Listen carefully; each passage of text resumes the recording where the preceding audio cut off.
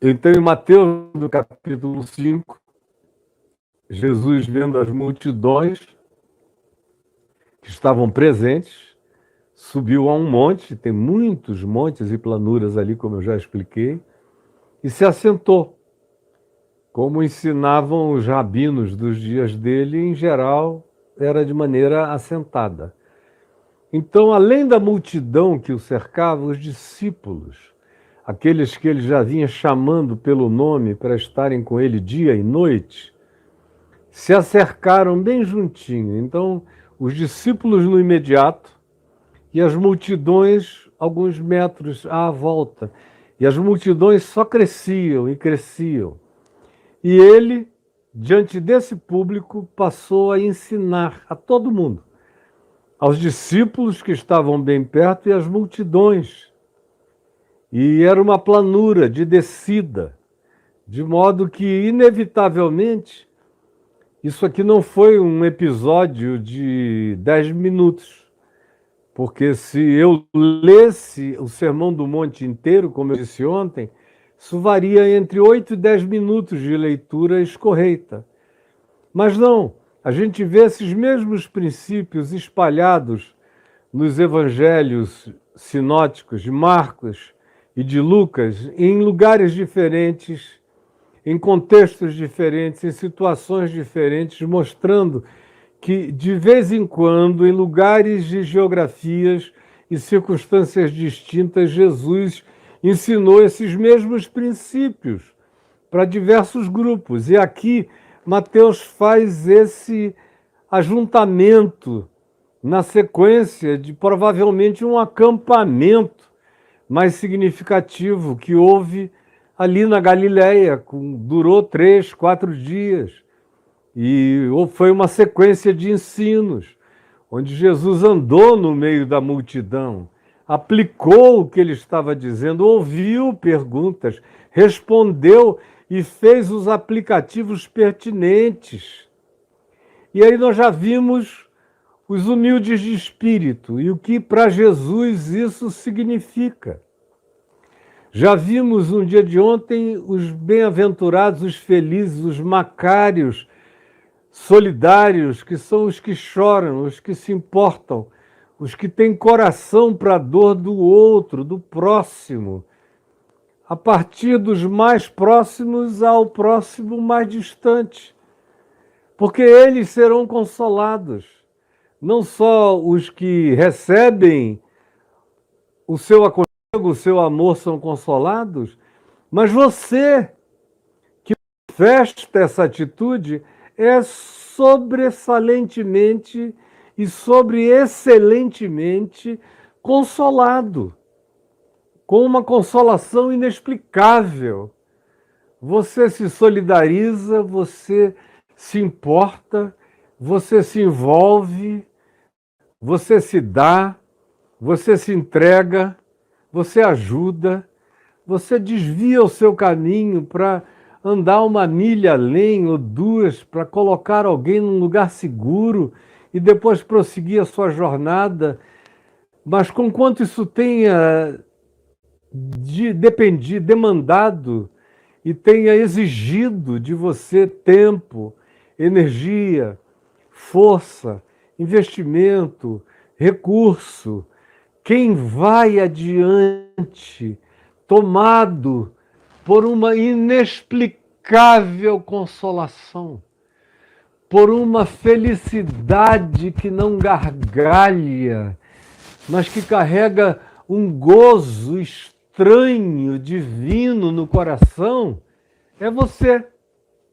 É você e são todos aqueles que assim agem. Tem gente aqui que já experimentou, faz 50 anos isso todo dia.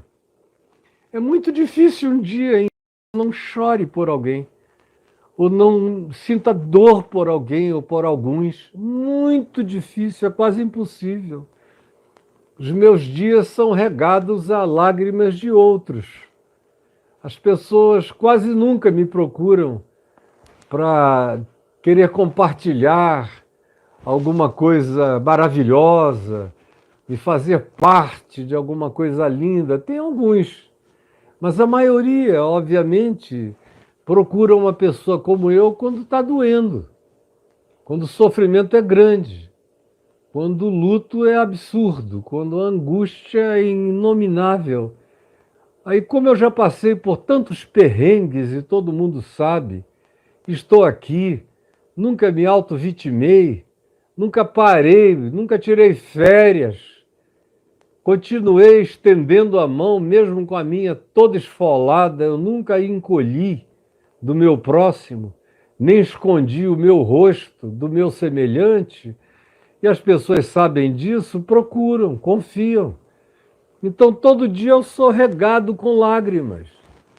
O estranho é que quanto mais regado pelas lágrimas do meu próximo, da sua dor, da sua aflição, da sua impotência, da sua enfermidade, da sua doença, da sua angústia, do seu tormento, e mais eu tento ajudar e estendo a mão e me esforço e intercedo e converso e imploro e insto e advirto e continuo e vejo os resultados começando a aparecer, quem vai seguindo a viagem num estado de alegria sem gargalhamento e de gozo, sem euforias aplausivas, mas de pacificação plena, de uma estranha satisfação de felicidade espiritual, sou eu.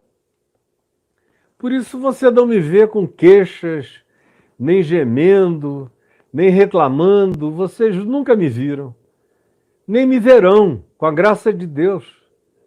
Porque quanto mais eu me dou, mais volta para mim. É um manancial de águas vivas. Você abre a boca e você derrama graça, você derrama lágrimas, você derrama torrentes de emoção solidária, amiga, fraterna, no Espírito de Jesus, no Evangelho.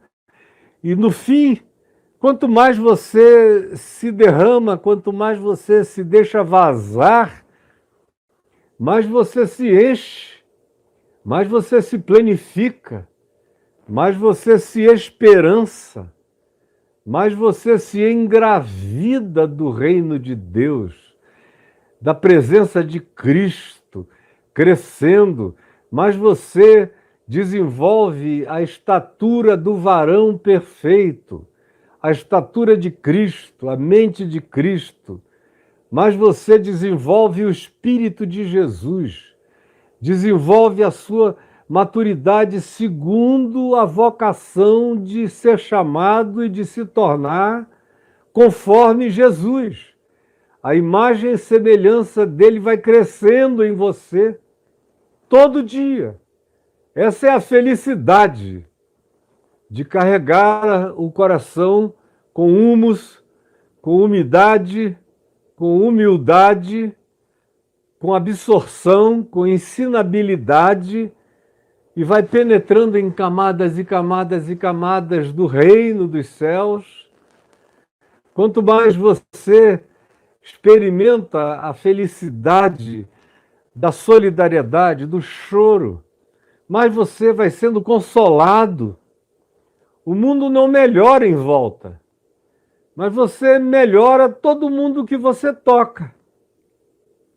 E enquanto você vai melhorando todos os que você toca, todos os que você toca com a mão, todos os que você toca com o olhar, todos os que você toca com a palavra, todos os que você toca com gestos, quanto mais você toca e é tocado na mesma medida, mais caminhantemente consolado você segue na jornada. Aí vem a terceira manifestação, a terceira característica, a terceira marca de caráter, de felicidade, segundo Jesus, de prosperidade, segundo Jesus. Se alguém quer saber o que Jesus pensa de prosperidade, está aqui. Prósperos, bem-aventurados, felizes, ou macários, que significa espiritualmente felizes, são também os mansos. Os mansos, que é uma palavra muito mal compreendida, muito mal compreendida.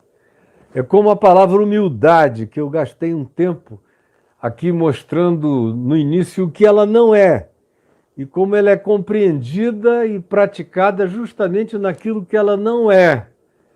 São apenas aquelas aparências de uma atitude brejeira, tímida, retraída, rouca, encurvada, encorcundada, que nunca está ereta, não tem postura, não tem atitude, não tem a coragem de se posicionar. Isso não tem nada a ver com humildade.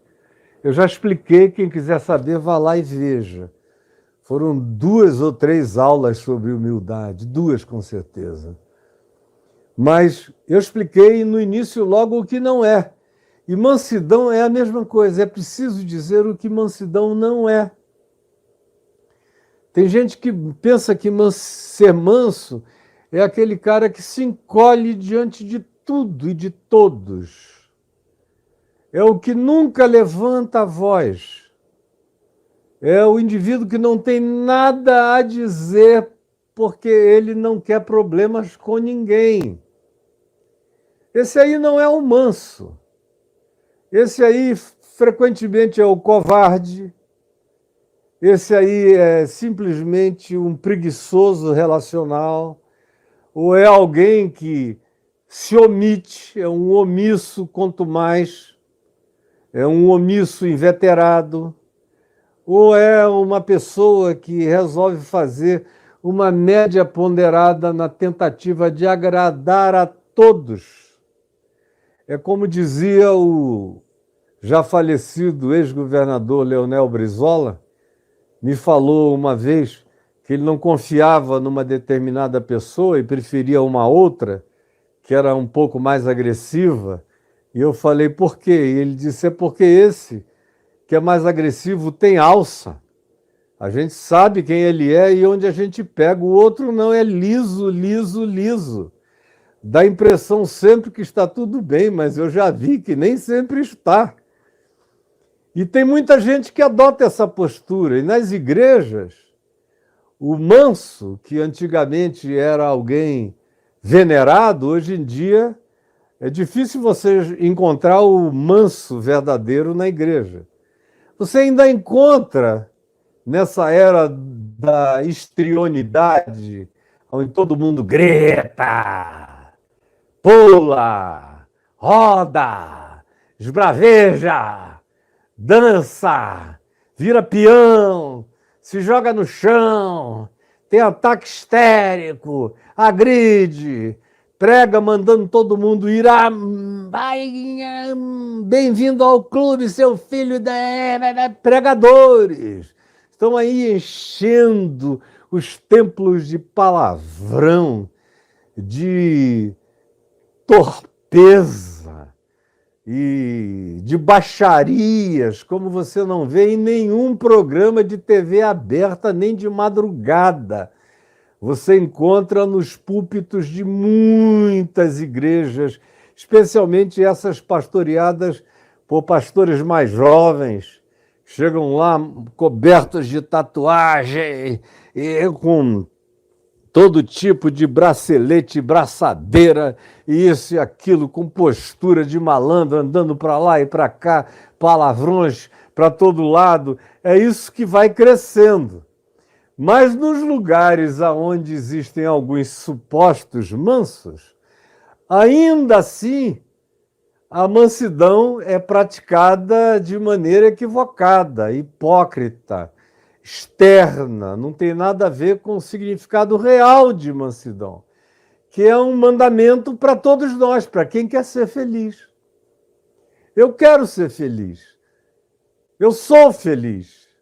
Eu não deixarei de ser feliz nem um dia da minha vida, como eu não deixei, nem nos piores dias da minha vida.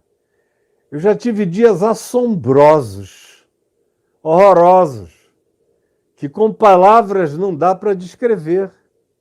Muitos dias. Como diz o livro de Eclesiastes, quando manda a gente se alegrar em todos os dias de luz, porque os dias de trevas serão muitos, infalivelmente. E a gente precisa atravessar esses dias escuros com toda a alegria ultra circunstancial que a gente só adquire na experiência com o Espírito de Cristo vivendo em nós. E, sobretudo, por causa da prática do Evangelho, da prática. Quando você vai praticando, você vai ganhando musculatura espiritual. Quando você vai aprendendo o que é ser humilde de espírito e vai praticando, isso vai se transformando numa musculatura no espírito, na mente. Isso vira sinal neural, isso muda seus sentimentos, suas atitudes, muda seu comportamento, porque, antes de tudo, muda seu caráter. E mudam-se os paradigmas mentais. A mesma coisa é com a solidariedade. É um desenvolvimento, é um crescimento que vai te encher no final dessa alegria consolada, que não tem remédio que produza, que não tem calmante que realize, e não tem dinheiro em conta nenhuma que gere isso como alegria pacificada, sem ansiedade, resolvida e resoluta no seu coração. E agora vem os mansos, que não são os encolhidos, não são os acovardados, não são os amedrontados, não são os omissos, não são os que dizem, vou fingir que nem vi, não é nem comigo, nada na vida é comigo, até comigo eu vou fingir que não é, e vou andando, não quero saber, cada um que se resolva, cada um que resolva seus próprios problemas, pode ser minha mulher, pode ser meu marido, pode ser meu filho, pode ser meu pai, minha mãe, pode ser meu sobrinho, já basta eu cuido de mim mesmo e olhe lá. Agora, não tenho condições de olhar para mais ninguém, para me envolver em nada, para diminuir as implicações de coisa alguma, para ser anteparo, para ser proteção, para ser arrimo, para ser um escudo, para ser um desvio daquilo que seria mal para quem eu conheço, é meu próximo, ou eu não conheço, mas é meu próximo, e eu posso evitar, ajudar, eu posso tirar isso da direção dele e livrá-lo de um agravo, mas eu não vou fazer, porque eu sou manso. Eu sou manso. E eu sou humilde de coração. Quem disse que era manso e humilde de coração, sendo de fato o único manso e o único humilde de coração, foi Jesus, aqui em Mateus, no capítulo 11. Aprendei de mim, porque eu sou manso e humilde de coração. Aprendei de mim, porque eu sou manso e humilde de coração. E é com ele que a gente aprendeu o significado de humildade, porque não é com um jogo de palavras, nem estudando o grego clássico, nem as outras expressões da literatura grega, filosófica ou de qualquer outra natureza, que eu vou saber o significado de humildade. Não é um estudo filológico, é um estudo da vida de Jesus. É em Jesus que eu aprendo o que é ser humilde de espírito. É com ele que é humilde e manso. É com Jesus que eu aprendo o que é ser manso. E eu encontro uma pessoa assim, encolhida, encurvada, com um tapume no rosto, se desviando daqui para acolá. Quem é o manso dos mansos? Se eu sei que é Jesus, como é que eu vejo a mansidão de Jesus? É como omissão? É como desvio da realidade? É como evitamento de problemas, de dores, de demônios, de diabos, de aflições do próximo? Como é que eu vejo a mansidão de Jesus? Ouvindo dizer que tem um centurião ali, ele diz, não, então vamos nos desviar para cá, porque romano é perigoso. Como é que eu vejo a mansidão de Jesus? É fugindo de fariseus persecutórios? É indo a Jerusalém e não entrando na cidade, ficando escondido numa caverna? É não entrando no templo porque podia ser perigoso? Como é que eu vejo a mansidão de Jesus? É vendo a mercantilização feita no átrio do templo, as casas de câmbio, as vendas de sacrifícios, de ofertas marcadas para fins propostos. O indivíduo já comprava a oferta com o resultado da bênção prometida, uma barganha já carimbada com Deus. E ele faz o quê? Ele olha e diz, ai, que peninha, e vai embora? Como é que eu vejo a mansidão de Jesus?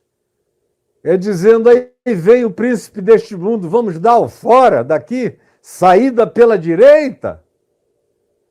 Como é que eu vejo a mansidão de Jesus? É dizendo, eu vou para Jerusalém, e se eu for lá, vão me matar, vão me prender, vão me torturar, vão me vilipendiar, e no fim vão me crucificar. Então, portanto, retiremo-nos daqui. Vamos aceitar o convite dos gregos, que chegou a ele lá em João 12, para se mudar para Edessa e viver vida longa sob a proteção real, para não ser bulinado, para não sofrer o bullying mortal dos fanáticos da religião judaica. É assim que a gente vê a mansidão de Jesus? Como é a mansidão de Jesus? Eu não aprendo mansidão com Paulo, não aprendo.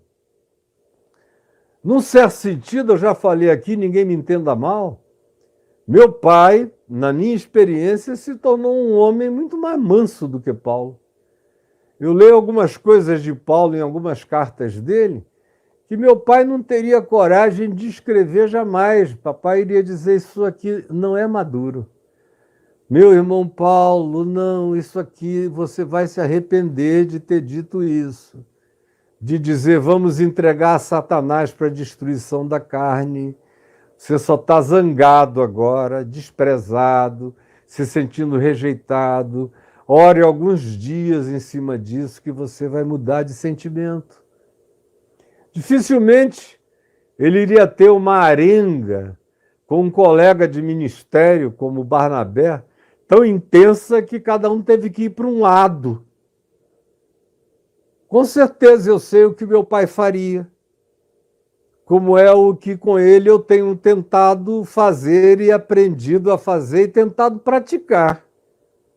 Com clareza, com franqueza, com amizade sincera, sem tapumes, sem máscaras, com os mesmos olhos, falando sempre sem sincericídio, mas com sinceridade e sabedoria, e frequentemente dormindo uma noite, 2 noites, 3 noites, muitas noites em silêncio, em oração, mesmo nas maiores tristezas, para evitar aquilo que pode se tornar uma fratura desnecessária, ou que leve anos e anos e anos para ser curada, ou quem sabe, talvez jamais.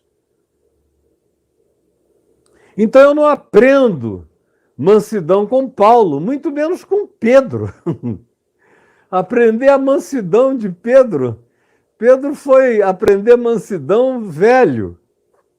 O próprio João, que a gente leu o evangelho dele, tão cheio de amor, Deus amou o mundo. Não tem um evangelho mais carregado de amor, mas também em nenhum outro evangelho sai da boca de Jesus denúncias tão fortes como vós sois do diabo, que é o vosso pai, e quereis satisfazer-lhe os desejos. Afirmações veementes, como a gente lê em João 6, João 7, João 8, João 9, são expressões fortes. Ou a gente lê a primeira epístola de João. Deus é amor, Deus é amor, Deus é amor. Aquele que ama é de Deus, é nascido de Deus, conhece a Deus, porque Deus é amor. Agora, tanto o Evangelho de João, quanto as 3 epístolas universais, assim chamadas, que estão aqui no Novo Testamento, ele já as escreveu idoso. Porque vocês lembram do João jovem? O João jovem, juntamente com o irmão dele, Tiago, Jesus colocou neles o apelido de Boanerges, que significa filhos do trovão, filhos da tempestade, filhos da trovoada. O cara tinha tudo, menos mansidão. É João que pergunta a Jesus aqui em Lucas 10, com ódio dos samaritanos, zangado, transferindo para os samaritanos uma raiva e um dissabor e uma frustração que foi Jesus quem causou em João. Quando João preparou a hospedagem em Samaria, Jesus decidiu não ficar, prosseguir direto para Jerusalém, afinal, o caminho não é tão distante de onde eles estavam na Samaria até chegar em Betel e dali logo depois Montes Copos, Monte das Oliveiras e Jerusalém, ou Betânia, ou Betfagé, onde ele costumava pernoitar, ou numa das cavernas do lugar. Ele queria ir, e João ficou zangado, e não podendo olhar para Jesus e chamar fogo do céu para o consumir, perguntou a Jesus, tu queres que nós, ele diluiu na coletividade, embora a raiva fosse dele, tu queres que nós façamos descer essa coisa da igreja, do coletivo, não sou eu, é a comunidade decidiu, dá uma diluída. Queres que façamos descer fogo do céu para os consumir? E Jesus disse, vós não sabeis de que espírito sois. Porque o espírito que eu tenho que ter em mim é o espírito de Cristo. Aí ele diz, vós não sabeis de que espírito sois. Vocês estão andando comigo, mas o espírito com o qual eu ando, o espírito que significa meu pensamento, minhas ideias, meus princípios, minhas atitudes, minha mente, não está presente em vocês. Vocês são carnais, grosseiros, toscos, vingativos, tem tudo na epiderme, pouca coisa desceu e se instalou e se enraizou nas dimensões mais profundas e que precisam ser dominadas do ser. Vocês não sabem ainda qual é o espírito do Evangelho, embora vocês sejam os que andem comigo de dia e de noite, mas não entenderam nada ainda. Aí ele explica qual é o espírito dele, Jesus, e que deve ser o espírito a haver no coração dos discípulos. Ele disse, pois, após dizer, vós não sabeis de que espírito sois, ele diz, pois, ou porque o Filho do Homem não veio para destruir as vidas humanas, mas sim para salvá-las. Esse é o espírito da caminhada, esse é o espírito da jornada. Ninguém está aqui para desejar fogo do inferno, nem fogo dos céus, nem fogo de juízo sobre ninguém. Porque eu não vim para isto. Eu vim para salvar, eu vim para estender a mão, eu vim para passar por cima, eu vim para fazer propiciação, eu vim para fazer cobertura, eu vim para cobrir com graça, eu vim para cobrir a todos, não só vocês, mas o mundo inteiro. E vocês não entenderam ainda. Pois bem, Quem está dizendo isso é aquele que disse: aprendei de mim, pois eu sou manso. Eu sou manso. Eu sou manso enfrentando o diabo. Eu sou manso expulsando os cambistas do templo. Eu sou manso encarando a horda de fariseus hipócritas e chamando-os de filhos do inferno. Fabricantes de filhos do inferno. Gente que parece que não quer se perder sozinha e vive fazendo catequeses do ódio sobre a alma das outras pessoas, para que elas se tornem piores do que eles mesmos. Ele é o manso. É o manso que não foge de ninguém. Ele evita em determinados momentos circunstâncias desnecessárias, mas ele não entra em fuga e em evasão jamais. Você nunca vai ler e Jesus saiu correndo.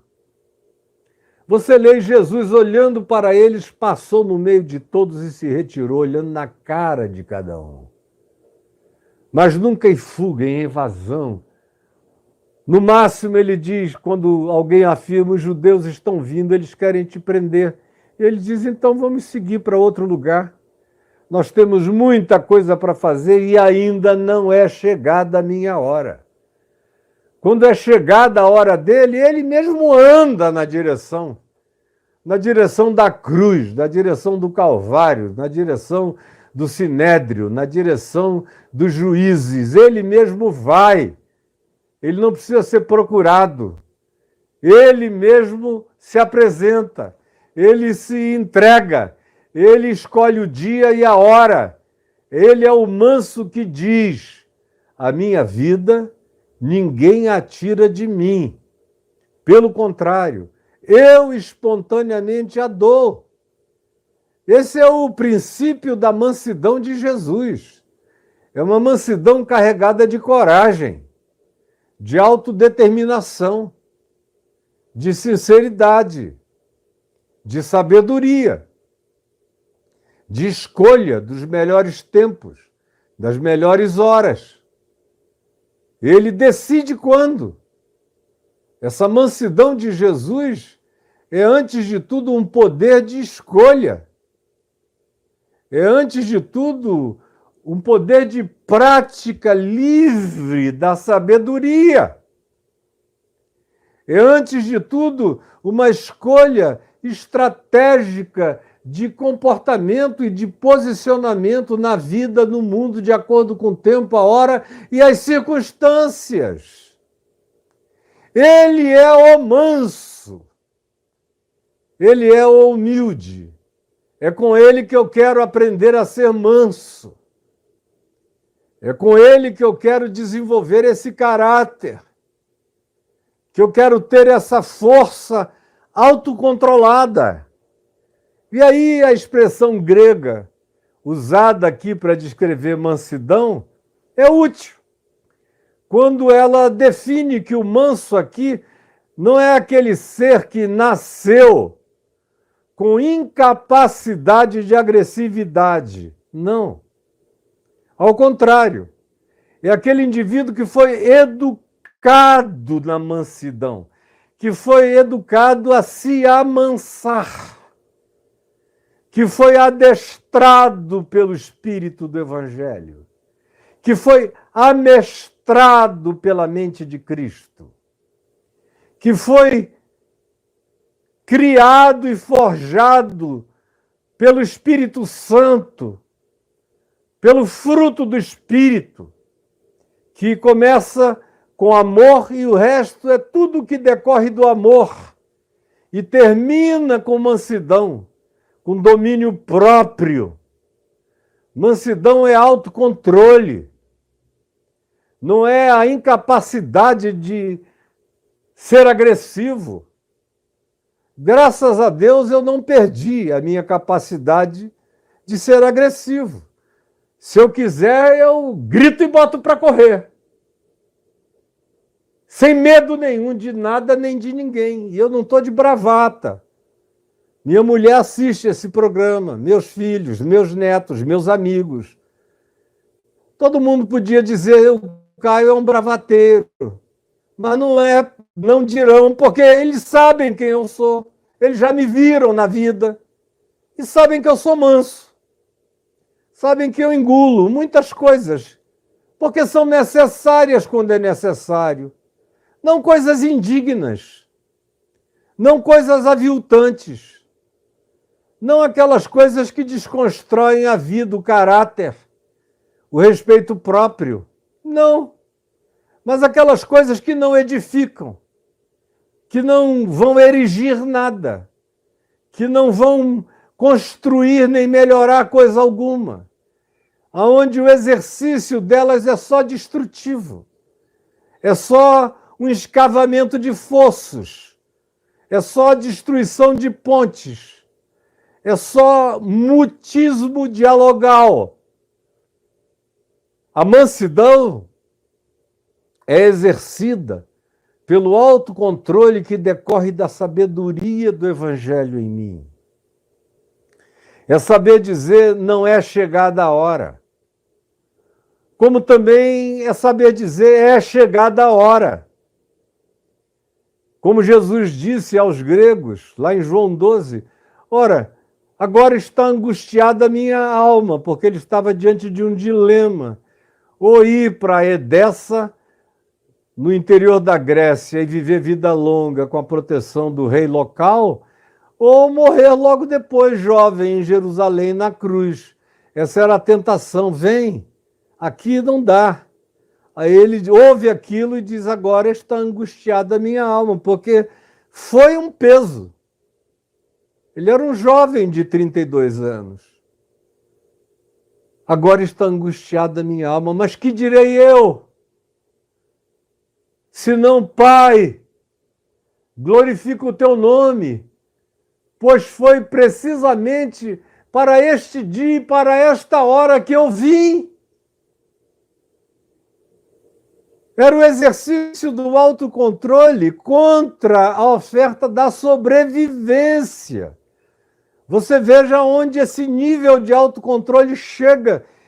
Chega ao ponto de dizer não para a sobrevivência ofertada com tranquilidade e escolher o caminho doído, mas que todavia é o que cumpre o significado da sua existência, realidade, vocação e chamado. Essa é a mansidão que eu quero aprender. Essa é a mansidão que faz a gente ser feliz. É a mansidão dos verdadeiramente controlados pelo Espírito, amestrados pelo Espírito, adestrados na destra de Deus o Pai, no amor do Pai, adestrados pela prática do Evangelho, adestrados pelos princípios de Jesus, que são os que me ensinam a mansidão. Em vez de sair, arrebentar o queixo do idiota, quebrar o braço dele, se o teu inimigo tiver fome, todavia, dá-lhe de comer. Se tiver sede, dá-lhe de beber. Porque fazendo assim, tu vais tocá-lo no único nível em no qual ele pode mudar. Tu vais acender brasas vivas na consciência dele. É a única chance que ele tem, não é a trocação. É a tua capacidade de resiliência paciente, corajosa, que olha sem medo nos olhos e decide, por escolha própria, sem nenhum acovardamento, o caminho melhor para você. E eis que eu passo a mostrar-vos um caminho sobremodo excelente. E só aprende a caminhar nesse caminho sobremodo excelente quem ama e quem ama, discernindo e praticando o espírito da mansidão, do autocontrole. Porque, como diz o livro de Provérbios, não adianta você ter poder para controlar uma cidade inteira se você não controla seu próprio espírito, sua própria mente, não controla a sua língua, não controla as suas palavras. Se você não é capaz de dizer não, se eu disser uma palavra a mais, vai ter uma confusão danada aqui. Eu posso evitar essa confusão. Eu posso fazer essa guerra relacional não acontecer. O outro está todo armado, querendo briga. Mas esse não é o bom combate. E eu só estou nesse mundo para combater o bom combate. O que não é bom combate, eu não quero para mim. O que não é bom combate é proposta de guerra emulada por Satanás, ou pela carne, ou pela vaidade, ou pela arrogância, ou pelo machismo, ou pelo feminismo, ou por qualquer exacerbação de qualquer que seja a natureza que crie um desequilíbrio psíquico no indivíduo, que tem que ressaltar um Everest na vida dele, porque ele não consegue andar nas modulações das planuras mais equilibradas na existência. Tem que subir lugares íngremes, escarpados, perigosos o tempo todo. Parece que alguém que bota a vida em perigo para ver até onde aguenta, até onde vai. Não. Ser manso é saber escolher o caminho da paz, o caminho da vida, o caminho da reconciliação. É desprezar a chance da vingança. Se o teu inimigo te ofende, Jesus diz: ama o teu inimigo. Ora por aquele que te persegue. Esse é aquele que disse: aprendei de mim, porque eu sou manso.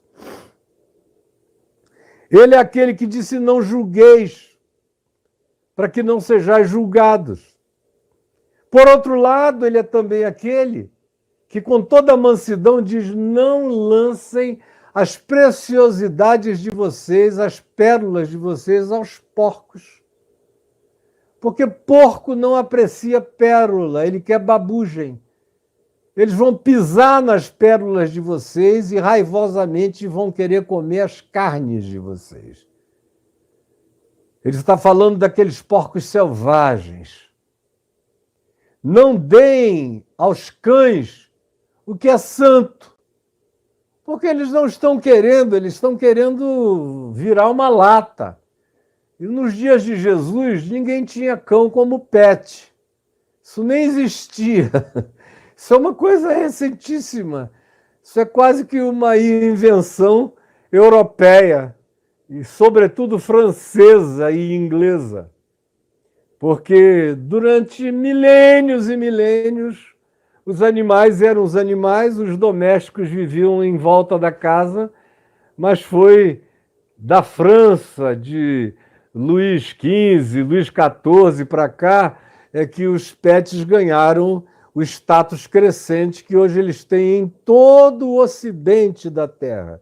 No Oriente, não. Mas no Ocidente, sim. Então, não se trata de que, naquele tempo, nos dias de Jesus, o pet comia ração. O cachorro comia o que sobrava, como diz o Evangelho. Os cachorrinhos debaixo da mesa comem das migalhas dos seus donos. Portanto, não deis aos cães o que é precioso. Eles comem aquilo que nos dias de Jesus fazia parte da cultura de todos, que era o que alimentava os cães. Eram as sobras das famílias. Quando o cão era domesticamente urbano, quando ele era selvagem, ele caçava. Então Jesus diz: saibam o que dar e o que não dar.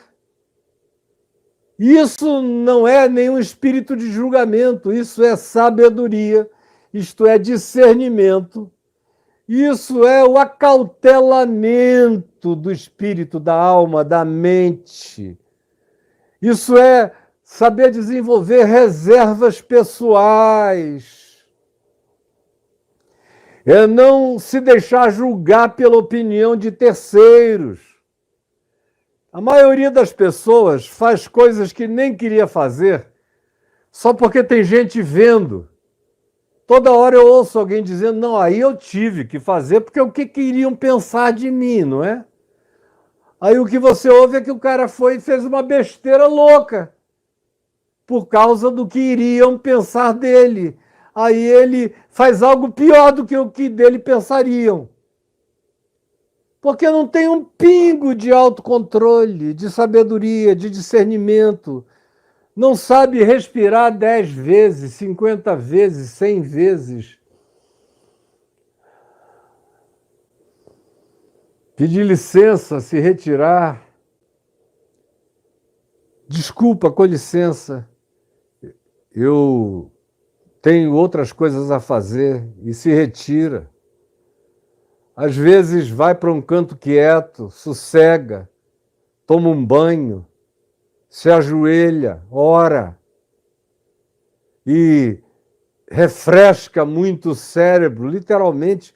Respiração é um exercício básico para quem está aprendendo os caminhos da mansidão. É um caminho espiritual, mas que não prescinde dos nossos exercícios físicos, orgânicos e psíquicos também.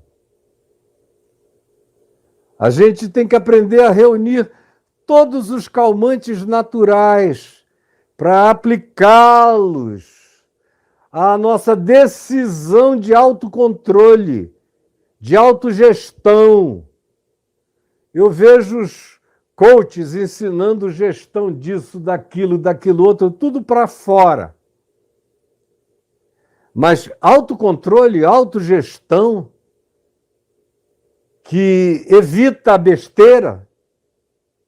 Outro dia eu vi um vídeo de um coach saindo no tapa com um cara, porque ele falou uma barbaridade, disse para o cara que o cara era um frouxo, era um covarde, por isso que a tua mulher te deixou, porque você é um frouxo, um covarde. E o cara dizendo, não me chama disso, não me chama disso, não sou frouxo não. Tinha umas centenas de pessoas na sala, até que o cara perdeu a paciência e partiu para cima. E botou o cara para baixo, aí eu vi, ele tinha uma noçãozinha de jiu-jitsu, patolou o cara aqui, começou a falar no ouvido dele, dizendo palavras do tipo, certamente eu só estou dizendo isso para te ajudar, para te acalmar, era isso que eu queria, era essa reação, porque você precisa aprender a liberar sua raiva, a liberar sua zanga, a liberar sua ira, era isso, mas eu não queria outra coisa, vamos parar, você já alcançou, você já entendeu. Aí o outro cara, com vontade de continuar batendo, levantou, sim, muito sem graça, deixou o outro fazer de conta que tinha ganho a parada e foi mais manso do que o coach. Porque tudo que não se ensina fora do Evangelho e do espírito da sabedoria é, de fato, o autocontrole e a mansidão. Não adianta você ganhar milhões ou bilhões ou saber fazer gestão de uma quantidade enorme de empresas se você não consegue controlar suas emoções, seu coração, dentro de casa. Faz um mês ou dois a gente ouviu do líder de uma grande denominação pentecostal independente no Brasil, que a mulher dele veio a público pedindo divórcio, separação, não aguentava mais, porque faz 20 e tantos anos que ela sofre todo tipo de agressão. O cara chega lá, ele é só sorriso para a juventude dele, é só alegria, é só bênção, é só festivais. Mas chega em casa, era só palavrão, sua porca, sua burra, você não sabe de nada, sai daqui, você é vexaminosa, horrorosa, quase que enfiava a mão, erguia o braço, zangado, com ódio, olhos chamejantes, mas lá atrás daquele púlpito, só delícias. Até que 20 e tantos anos depois, a mulher disse, eu não aguento mais. Ele é o gestor desses jovens, desse grupo, dessa denominação, mas dentro de casa ele é o meu carrasco, é o meu verdugo, é o meu juiz iníquo. E depois a própria mãe dela, sogra do cara, gravou um vídeo e veio confirmar aquilo tudo. Aí ele pediu para se afastar, disse que precisava se tratar. 20 e tantos anos depois, ele descobre que precisa se tratar. Quando Paulo diz a Timóteo, na primeira epístola, no capítulo 3, que uma das qualificações do bispo, do pastor, do líder, é que ele seja manso e saiba governar sua casa com mansidão, com brandura, com sabedoria, com admoestação na palavra e com bom senso. Do contrário, fecha a conta, vai se tratar, vai fazer qualquer outra coisa, mas você não tem que estar lá nem aí. E nem aí, se você é um desses que estão me ouvindo agora, sem nenhum espírito de mansidão. Aí vem Jesus e diz: felizes são os que se autocontrolam, são os que se deixam adestrar, amestrar, ensinar, para aprender. Você veja, a mansidão tem que ser humilde de coração. Essas coisas todas vão se encadeando. O humilde de coração é o ensinável. Ninguém aprende mansidão se não for ensinável. Se não tiver a capacidade de ensinabilidade presente no coração, de absorção ensinável. E uma vez que essa humildade, essa capacidade de aprendizagem constante e crescente do Evangelho toma conta de você, você se torna um ser humano mais humano, você se solidariza, você se importa com os outros. Você se coloca no lugar do outro. Se você se coloca no lugar do outro, você já deu um passo também para aprender esse lugar de mansidão. Porque muitas vezes a mansidão tem que ser exercida justamente com você se colocando no lugar do outro. O outro está me dizendo barbaridades. Que se eu for tomar no orgulho, na base da raiva, da zanga, da demonstração de força, da musculatura psicológica ou orgânica, ou de qualquer natureza que você queira, eu vou partir para a agressão.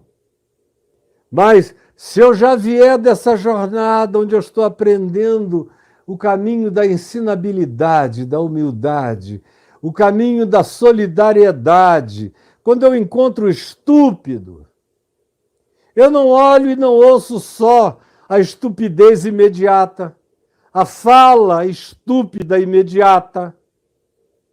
A gente vai aprendendo a dizer: meu Deus, quem é esse cara? Aí, se você não o conhece, você presta atenção um pouco.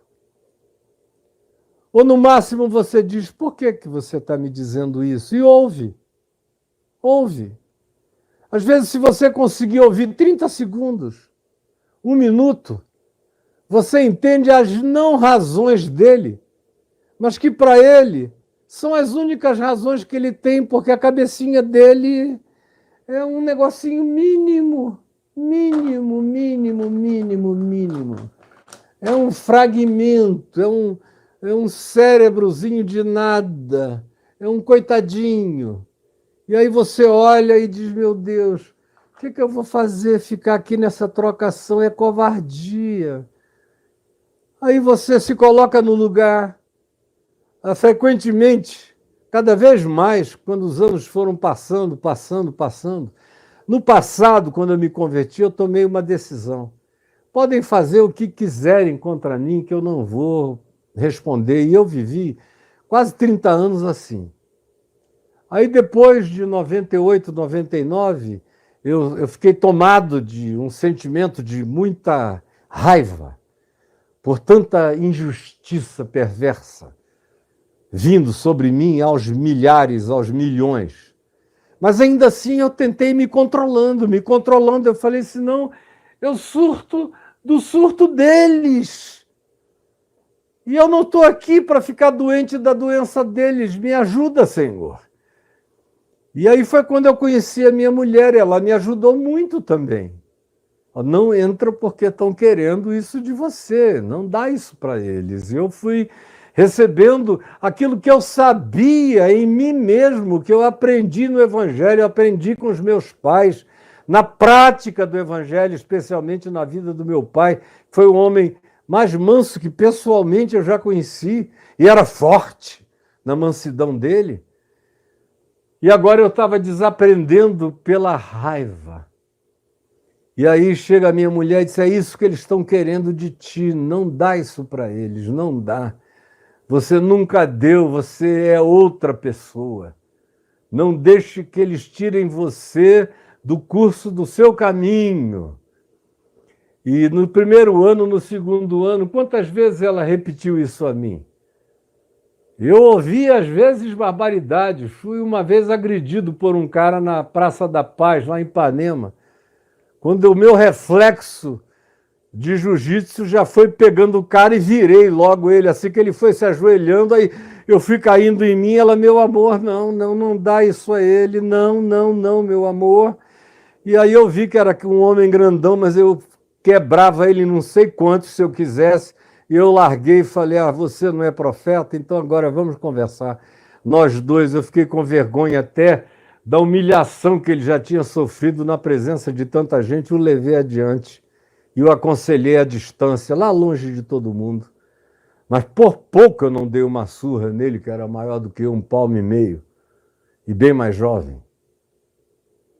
Porque é isso que sai da gente se a gente não se deixar educar no caminho da ensinabilidade, da humildade, que aprende de novo, recorrentemente, que nunca se sente formado.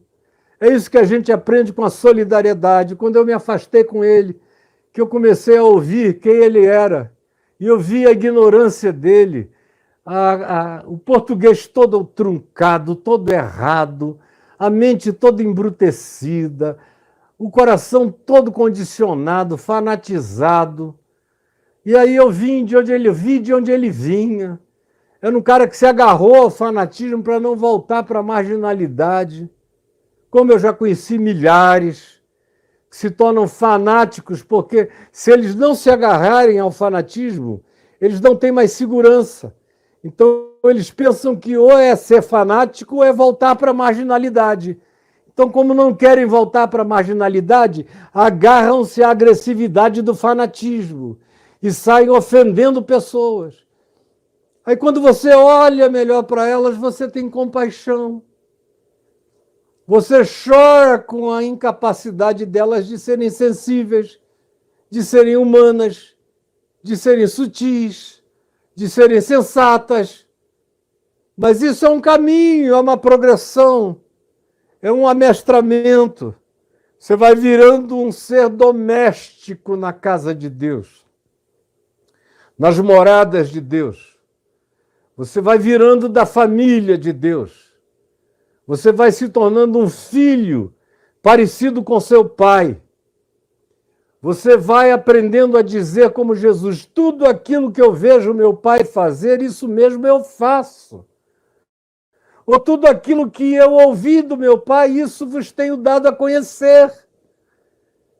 É só quando essa transfusão de ser, de espírito, de mente, de caráter, vai ganhando fluidez, é que a mansidão, o autocontrole, a mente de Cristo, as emoções, os sentimentos de Jesus vão tomando corpo em você.